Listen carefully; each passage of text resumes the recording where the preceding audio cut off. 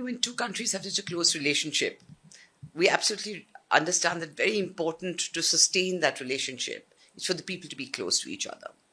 And therefore, people-to-people ties, there's been a lot of emphasis on it over time between our leadership.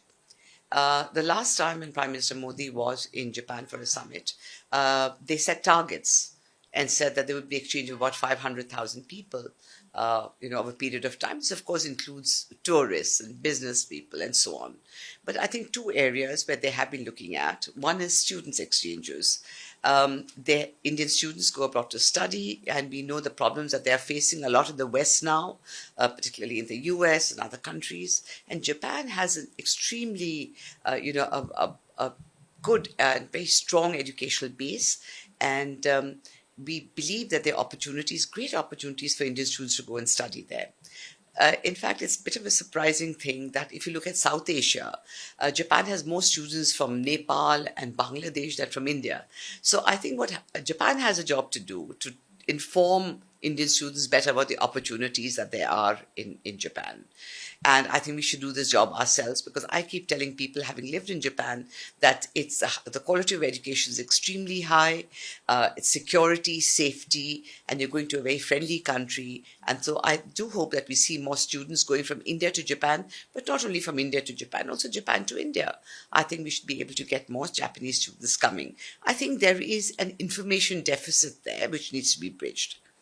Insofar as, when you talk about workers, the workforce, what is happening with the demographics of Japan is you have a graying population, there's a shortage of manpower, and they are looking at India. We have a highly qualified, very young demography, and that we should be able to have more people going to Japan to work.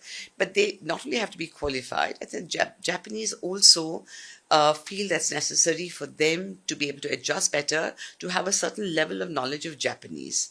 As a result of that, there are a lot of institutions now in India all over the place where Japanese as a language is being promoted.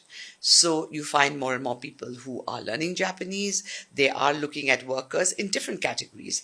They're looking at certainly people, nursing and so on for home, to take care of the old, the aged. So that's one area. They're looking at people to work really in factories, on floors of factories to work. So that is one, they have a program for that. And then, of course, are highly trained IT professionals and engineers, and they're highly welcome there. So there is an opportunity. It's already started, I think, in terms of highly trained professionals. I think they are going there in large numbers.